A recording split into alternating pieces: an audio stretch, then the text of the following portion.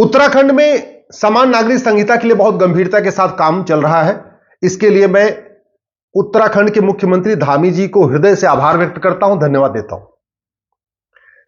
मेरी सलाह यह है कि आप इसका नाम रखिए उत्तराखंड नागरिक संहिता, यूनिफॉर्म उत्तराखंड सिविल कोड, और इसमें आप 11 चैप्टर रखिए।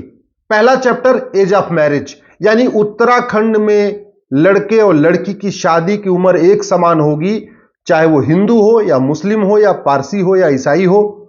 शादी की उम्र 18 रखना है या 19 साल रखना है या 20 साल रखना है, वो आप तय कर लीजिए, या 21 साल रखना है, उस पर मैं नहीं कुछ कहूंगा। लेकिन यह मेरा मानना है कि पहला चैप्टर होना चाहिए एज ऑफ मैरिज का।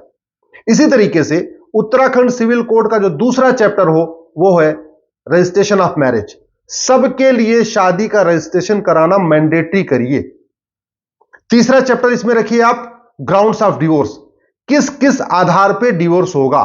कोड के आधार पे होगा, बाचपन के आधार पे होगा, नपुंसकता के आधार पे होगा, जिस भी ग्राउंड्स पे डिवोर्स होगा वो उत्तराखंड में सबके लिए एक समान करिए।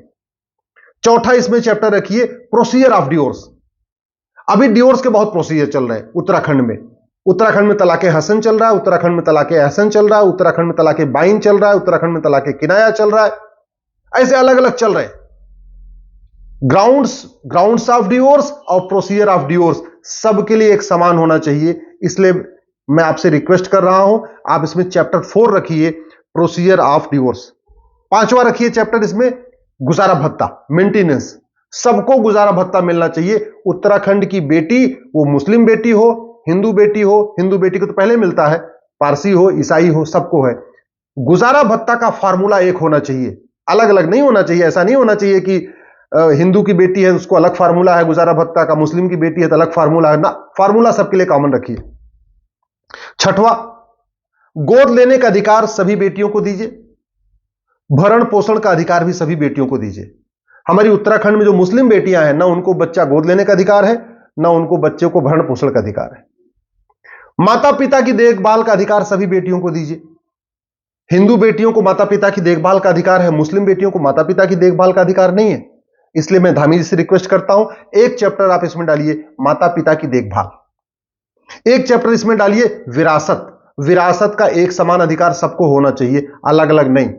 एक चैप्टर इसमें डालिए वसीयत। वसीयत का एक समान अधिकार सबको होना चाहिए उत्तराखंड में, वो हिंदू बेटी हो, मुस्लिम बेटी हो, पारसी बेटी हो, ईसाई बेटी हो।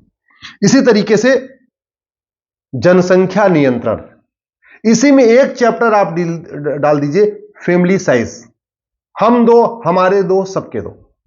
उत्तराखंड में जनसंख्या नियंत्रण कानून अलग से बनाने की जरूरत नहीं है। जब आप उत्तराखंड नागरिक संहिता बना रहे हैं, इसी में आप एक चैप्टर डालिए पॉपुलेशन कंट्रोल। और हां, अंत में यह जरूर लिखिए कि जो इनको नहीं मानेगा उसको 10 से 20 साल सजा मिलेगी। याद रखिए, भय बिन होए न प्रीत। दंड के बिना कोई कानून लागू नहीं हो सकता। दंड का भय नहीं होगा तो लोग उसको मानेंगे नहीं। जहां आप पॉलीगैमी बैन करने जा रहे हैं, उसके लिए मैं आपको धन्यवाद देता हूं। हलाला को बलात्कार घोषित कर दीजिए, इसी आप उत्तराखंड सिविल कोड में ही। मुताह मिस्यार को भी बलात्कार घोषित कर दीजिए, इसी उत्तराखंड से सिविल कोड में। तलाके हसन, तलाके एहसन, तलाके बाइन, तलाके किनाया को कंप्लीट बैन कर दीजिए। तहर्रुस को बलात्कार घोषित करिए। गैंगरेप डिक्लेयर करिए, जिसमें पॉक्सो भी लग सके अगर छोटी बच्ची के साथ हो रहा है। और उत्तराखंड सिविल कोड का जो मैं अपने आप से सजेस्ट कर रहा हूं, अगर आप चाहते हैं उत्तराखंड की संस्कृति बचे, उत्तराखंड की परंपरा बचे, उत्तराखंड इसी तरीके से देवभूमि बना रहे, उत्तराखंड की जो डेमोग्राफी बदल रही है ये न बदले, तो आप उत्तराखंड सिविल कोड, उत्तराखंड नागरिक संहिता में ये 11 चैप्टर जरूर डालिए। कठोर दंड की व्यवस्था करिए, तब जाके वास्तव में उत्तराखंड बचेगा। नहीं तो कश्मीर के बाद जो अगला टारगेट है वो है उत्तराखंड। बहुत तेजी के साथ उत्तराखंड की डेमोग्राफी बदल रही है, घुसपैठिए भी आ रहे हैं, कन्वर्जन भी हो रहा है, जनसंख्या विस्फोट भी हो रहा है, जंगलों में लोग खूब बसते चले जा रहे हैं। इसलिए जब तक दंड कठोर नहीं होगा, कानून कठोर नहीं होगा, तब तक उत्तराखंड को बचा पाना, देवभूमि की संस्कृति को बचा पाना नामुमकिन है।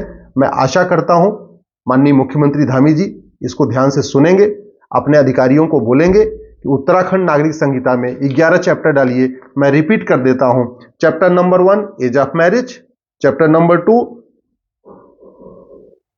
Registration of marriage, chapter number 3 grounds of divorce, chapter number 4 procedure of divorce, chapter number 5 maintenance, chapter number 6 विरासत, चैप्टर नंबर 7 वसीयत, chapter number 8 adoption, chapter number 9 guardianship, chapter number 10 parents care और चैप्टर नंबर 11 पॉपुलेशन कंट्रोल। आप ये 11 chapter डाल दीजिए, मैं guarantee के साथ कहता हूं बहुत इफेक्टिव होगा।